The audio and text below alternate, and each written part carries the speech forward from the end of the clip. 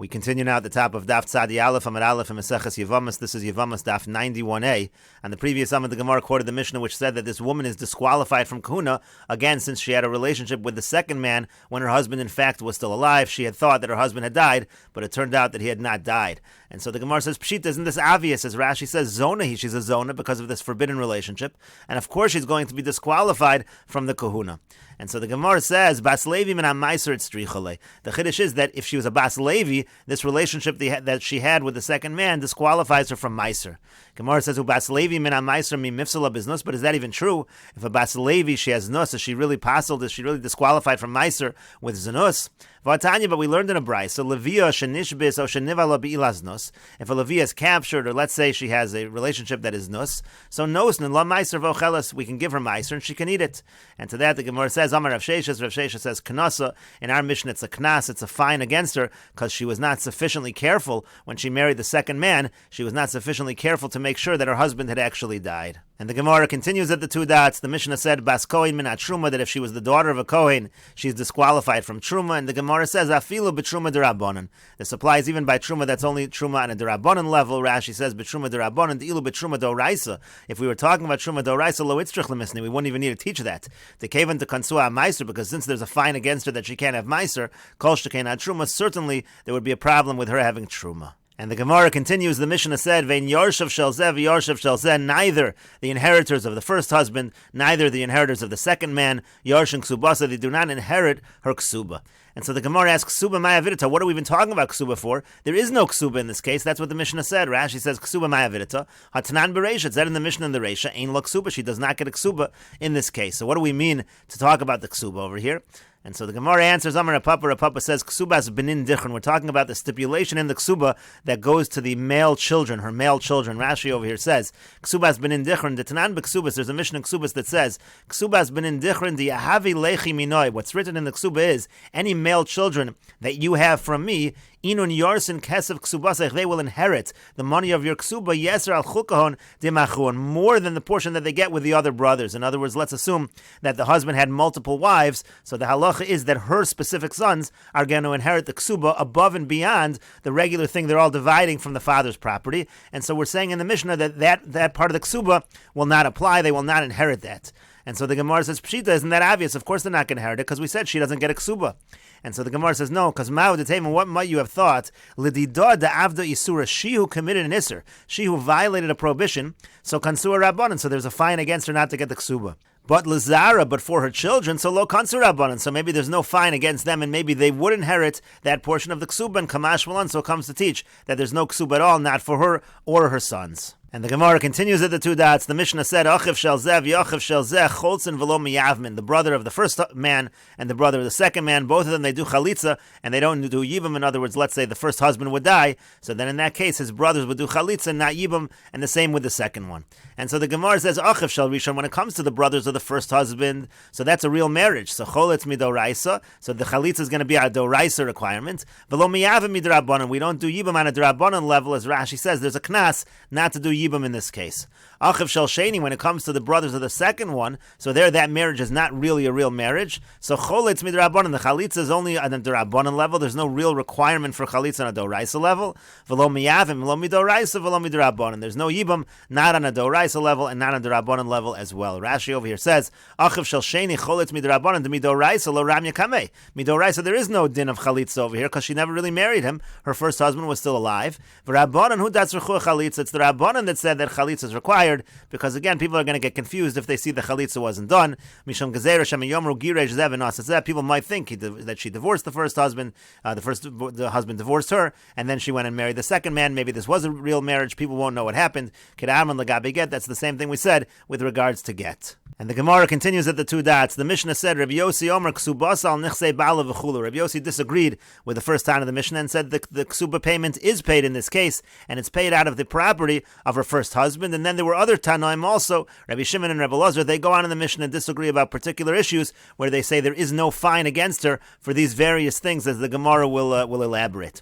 The Gemara says, Amar Rav Huna says, Basroi modu lekamoi. In the Mishnah, the later Tanoim, they actually agree with the earlier Tanoim, and kamoi lo modu lebasroi, but the earlier Tanoim do not agree with the later Tanoim. Meaning to say, according to Rav Huna, the later Tanoim are adding areas where there is no fine in this case. And the Gemara explains.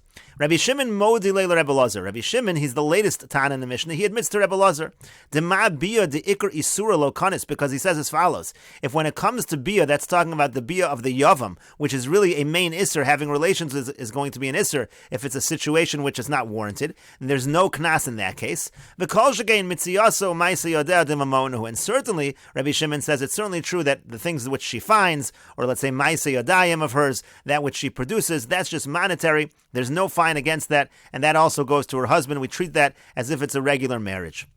Rebbe Lazar lo modi leila Rabbi Shimon, but Rebbe Lazar does not agree to Rabbi Shimon. Why? Because he makes a distinction. He says mitziyasu ma'aseh yodeh, when it comes to her, the things that she finds, or her ma'aseh yodayim dimamonu, that's just money. Lo kanis, there's no fine. We treat it as if they are still in a regular marriage. Avol bia di surah, but when it comes to bia which involves isser di surahu kanis, so there's going to be a knas, there will be a fine. And as Rashi over here explains, bia di ikri surah lo kanis, when it comes to bia which is the main isser, there's no fine. Dekatani, because what does it say in the Mishnah? Biyasa konosa lifter tzarasa. Let's say one of the brothers has relations with her, so that would be a good kinyan in terms of yivam, and it would pater her co-wife. So in other words, by bia we're going to say there is no fine, and that's exactly what the Gemara was saying. The Gemara is saying if there's no fine when it comes to bia, this is what Rabbi Shimon says to Rebbe Lazar. Certainly Rabbi Shimon will agree to Rebbe Lazar that by mitziyas and ma'aseh yodeh there's not going to be a knas. But Rebbe Lazar says back to Rabbi Shimon, no, when it comes to mitziyas and ma'aseh yodeh, there it's just mum and there's no knas. When it comes to bia, there is going to be a knas.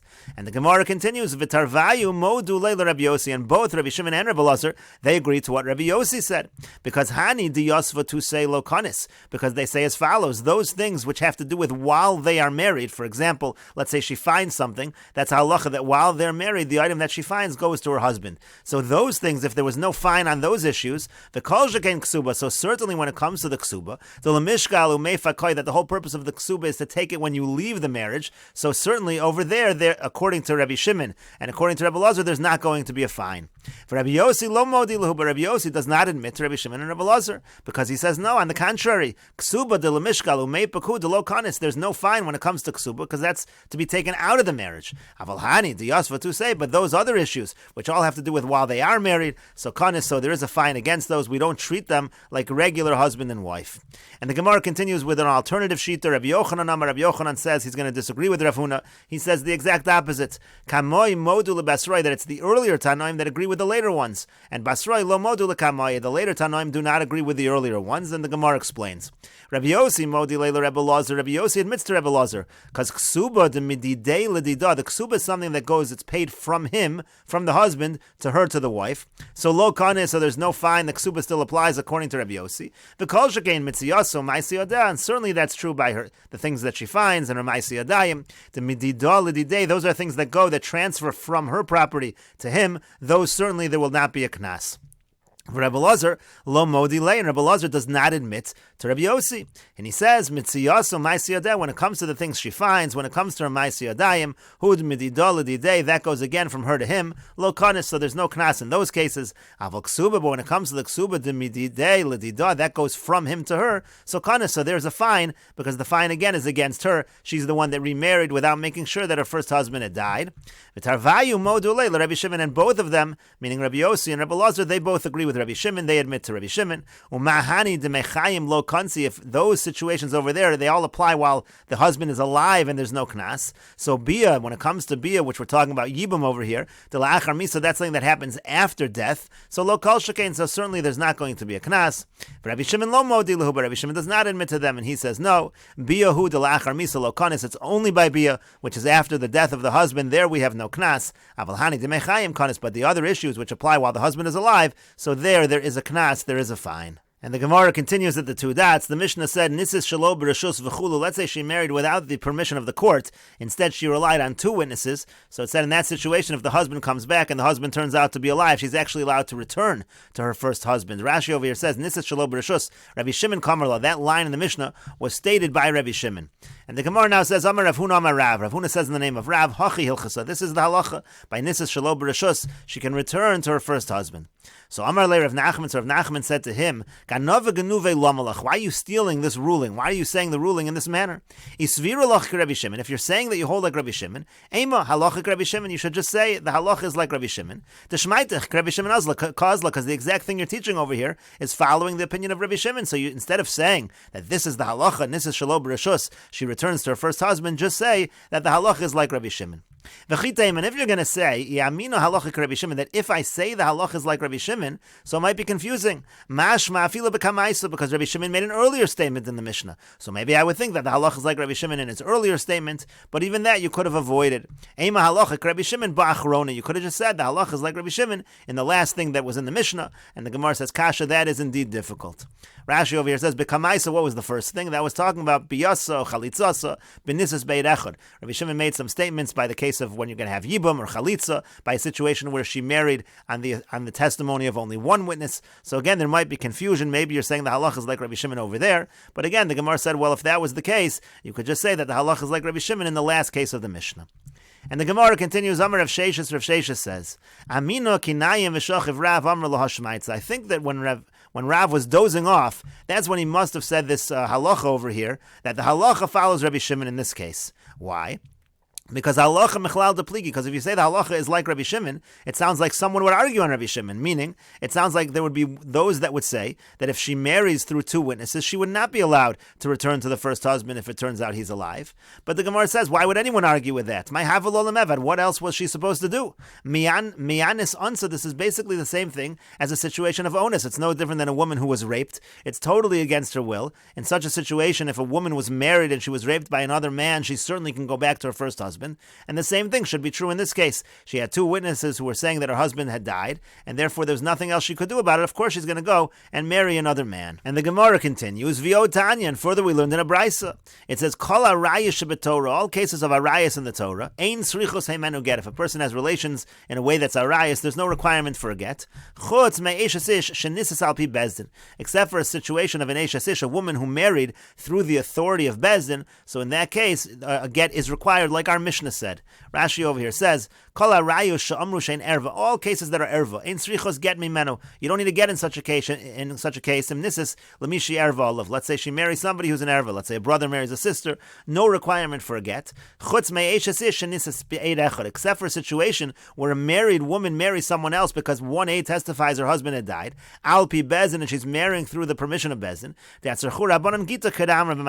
what it said in our Mishnah. In such a situation, even though that was a situation of erva, but since she did it al pi echad through the bezdin, and the situation was that the husband came back, it turned out that he was actually alive. So our Mishnah says she requires a get from both individuals in that case. All other cases of arayas do not require a get, but in this case it requires a get.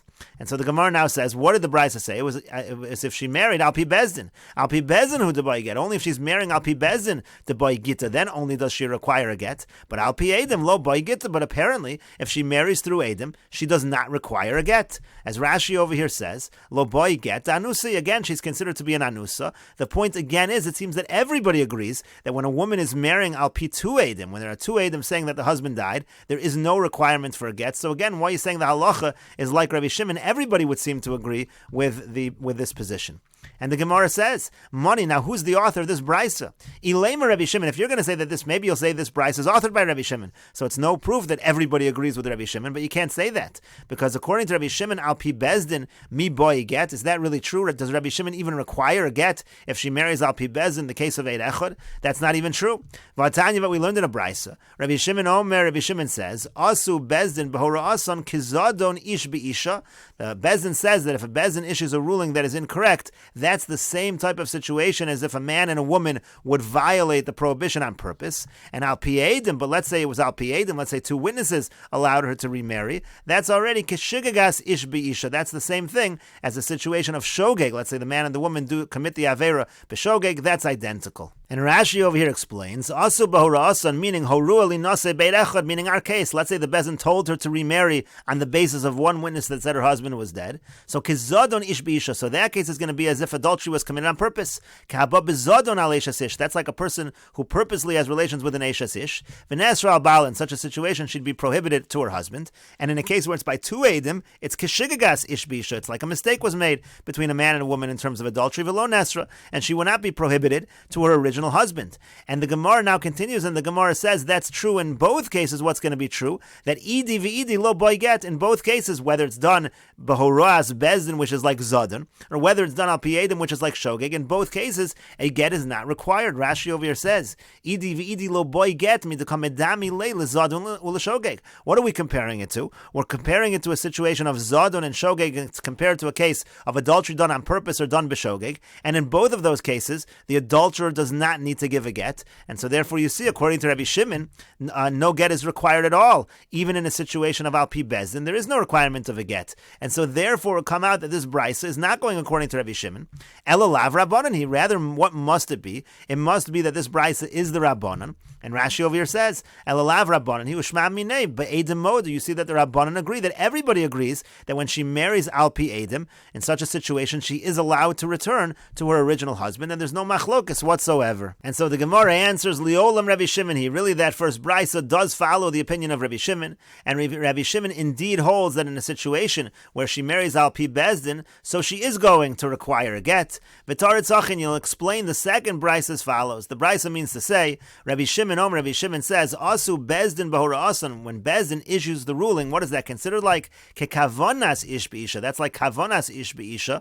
As Rashi over here explains, Kekavonas Ish B'isha Kipnuya. Sheneskavin Lakacha, the boy get. It's like an unmarried woman, where there's Kavana to have Kiddushin, and it would be considered a marriage in such a situation, and therefore Uboy get. And again, therefore a get would be required. Really, Rabbi Shimon will hold that a get is required in that case. And the brisa then continues, Al Pi Eidim, when it comes to a situation where she marries through Eidim, through two witnesses, so that's Kishalo B'Kavonas Ish B'Isha, that's going to be as if it was not with an intention of a man with a woman, again, who is unmarried, and in such a situation, V'lo Boy Get, in such a situation, a get will not be required. Rashi over here says, Kishalo B'Kavona, again, if it's done by two Eidim, it's Shalo B'Kavona, Kebala Pnuya, Shalo L'Shem Kiddushin. It would be the equivalent of having relations with a Pnuya, with an unmarried woman, not for the sake of Kiddushin, and in such a situation, a get would not be required. And the Gemara continues, Rav Ashi says, Le'inyani Surah Katani, that brisa that's talking about Horas Bezdin is like Zadon Ish B'Isha, etc. That's only talking about Isura. Rashi over here explains, Le'inyani Surah Liolam Kadakasal Kadaitach Meikara Kizadon Ish Be'eshas Ish. Really means to say, read it like you originally read it. If the Bezdin issues the ruling to allow her to marry a second man, so then that would be the same thing as if they did it Bezadon, as if there was adultery Bezadon. Umiu Le'inyan Get Lo Kamayri, but nevertheless, the brisa isn't dealing with the issue of whether a get is required. Even though we're comparing it to being done on purpose, boy gita, a get in fact would be required. And as Rashi, as the Gemara here explains, here's how you understand the brisa, Asu Bezdin Bahura Asan Kizadon Ish B'Isha. When it comes to Bezdin issuing the ruling, that's the same thing as if they committed adultery Bezadon. Umitzara al Bala, meaning regarding the fact that she's now usher to her husband, we're not getting into the issue of whether she requires a get.